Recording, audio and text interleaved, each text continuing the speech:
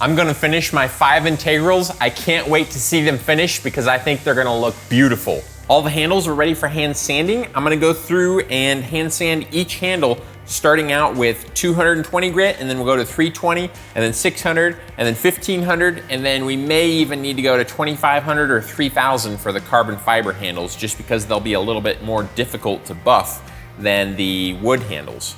I've got my 360-degree swivel vise set up, and I should be able to just pop the handles on these blades and then have full access to get to every different side of the blades. I've got my hand sanding files ready to go. Yes, I use files as my backer for sandpaper a lot of times. I've got a big one and a little one here, and I've got my coffee break ready to go.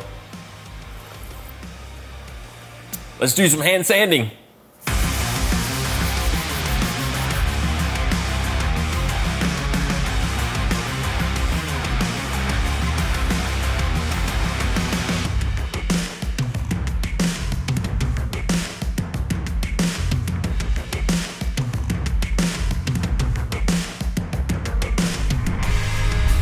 I got the blue handle sanded to 1500 grit, and I've got a nice soft buffing wheel with some really fine compound, and we can start buffing this to see the wood in its final form. It's made a tremendous transformation going from the grinder finish to the 1500 grit finish. The wood grain is absolutely gorgeous. We've got this dark blue mixed in with this turquoise, and then the natural wood grain kind of has these little yellow bits in there. I love it.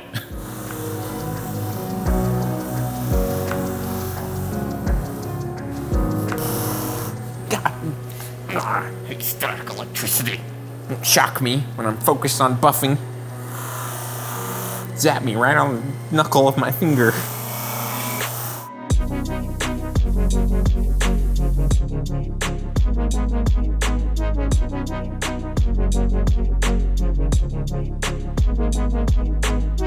I just got all the blades and bolsters sanded to 1500 grit. And let me tell you, it feels like I've been sanding for days and days and days, because before these blades, I was hand sanding the handles for a long time. So I am about ready to be done with hand sanding. Even though I do like it, this was a really large dose of hand sanding. I have one more little thing to hand sand on, and that is just this last bolster on the 5th knife.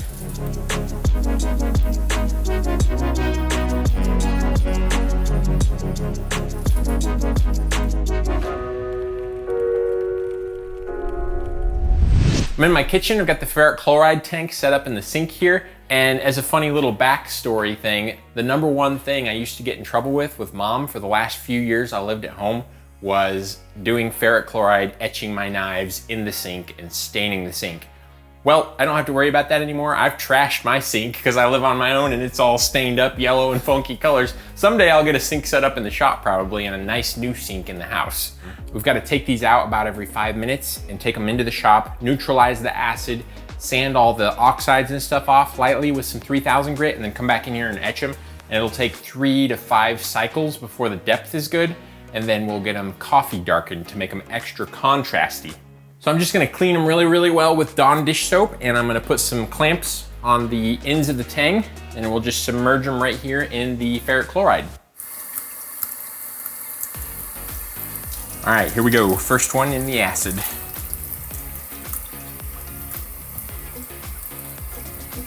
Good. Love the pattern on the bolster. You can see how tight the pattern is there because it wasn't forged out like the blade was. You can see how the pattern got forged out towards the tip more and kind of stretched out from forging the tip down. This is my neutralizing tank. It's basically just trisodium phosphate with water, and the quantities are as much trisodium phosphate as the water would physically soak up. In fact, the bottom of the tank probably has like a layer of trisodium phosphate down at the bottom. I like to neutralize it between the sessions because it'll probably take a few minutes to get the blade all sanded off, and I don't want that acid that's on there to keep eating away at the steel while I'm doing the sanding and stuff, because it could cause little rust spots and weird things. So I want to neutralize it between each cycle. A few moments later. Now I want to sand the oxides off of the blade with some 3000 grit sandpaper, and I'm going to use a little Windex as I go. This will help the next etching cycle etch cleaner by getting rid of those oxides there. So I want to do it every couple minutes to just get a cleaner, nicer looking etch.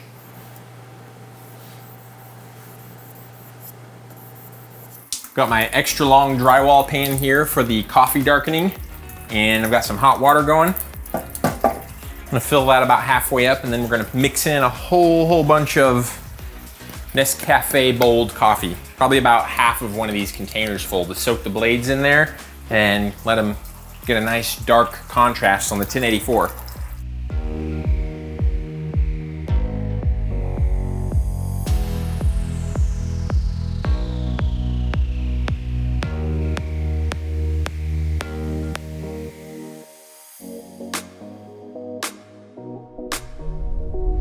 Etching, neutralizing, hand sanding, etching, neutralizing, hand sanding, coffee darkening, polishing, coffee break. My arm's getting tired. Neutralizing, hand sanding, etching, neutralizing, hand sanding, coffee darkening, polishing, coffee break, etching, neutralizing. I'm gonna sand through my knife. Etching, neutralizing, hand sanding, coffee darkening, polishing, coffee break, etching, neutralizing, hand sanding, etching, neutralizing, hand sanding, coffee darkening, polishing, coffee break, neutralizing, hand sanding, etching, neutralizing, hand sanding, coffee darkening, polishing, coffee break. Done with the etching and darkening process for the blades, so I went ahead and masked them off with some masking tape, and we need to prepare the tangs to glue these handles permanently onto the blades. Right now, the epoxy wouldn't stick as well as it could because the tang has been covered in ferric chloride etching the tang, and then the rest of the tang got submerged in coffee, and that kind of etched it and left a little bit of like an etched residue on there. So I'm gonna lightly go over the tangs with a Scotch-Brite wheel and just clean them back up, get back to some clean, fresh metal so we can get the best bond between the epoxy and the metal on the tangs when we glue the handles up next.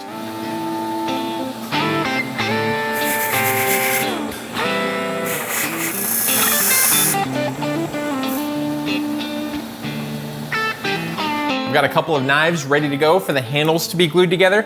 We're gonna use rubber bands once again and the file guides, just like I did when I set the handles in epoxy. And I've got some tape on the ends of the handles because there's quite a bit of curve, so I kind of balled up some tape and made it so there's a place for the rubber band to catch on the end. And did some dry fit ups and everything's looking good, so I think we can go ahead and mix up some West System epoxy and get these handles permanently put on here.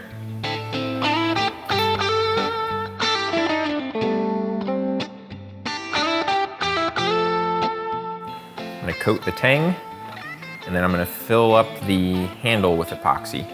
I could just fill up the handle and stick the tang in there, but then as it's squishing out, the tang might not get 100% coverage where it sticks everywhere, so I wanna coat both.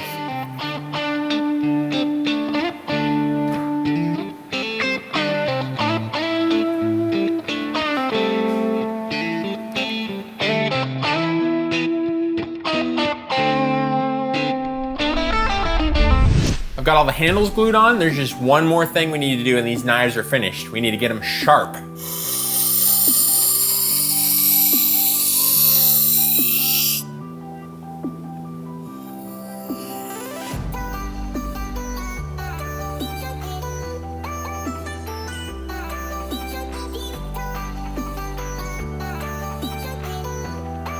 All 5 integrals are officially done.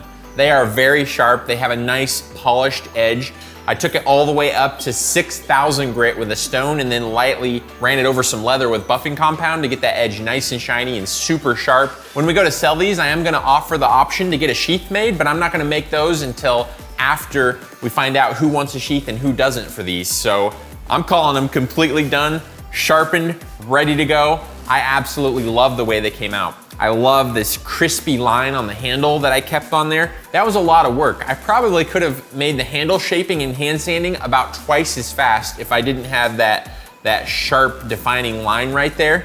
So something to keep in mind if you do that. It does take a lot of time when you have those defined lines. I love the Damascus pattern and how contrasty and dark the coffee darkening came out on the blades. It looks really good on all 5 of them. I love the profile, the blade shapes. I love these nice aggressive clips with this really aggressive stop to it right here. And of course, it's really cool that they're integrals and stuff too. And I love the variety of the different handle materials. The resin ivory is really cool, nice and white. We've got the 2 different carbon fiber ones with a little bit different weave, but they're almost identical. So I've learned with carbon fiber through doing these two different ones that you pretty much can't go wrong. If it's a tight weave carbon fiber or a coarse one, I love them pretty much equally. And then we've got the two blue handled ones, and I love the blue burl. My favorite one out of the 5 is the purple handled one. I love how deep and dark the purple looks, and the tiger stripe maple is really cool too, and it looks great with that dark purple color. So my question for you is, which one's your favorite? Which handle material do you like the best? The blades look very similar, but of course we've got the 5 different kinds of handle materials, so let me know in the comments below because I want to know what you like. Now that these integrals are done, they are available. So if you're interested in purchasing one, then check out the link in the description. They probably won't last too long, so get on it now. I will see you in the next video. May the forge be with you. Bye-bye.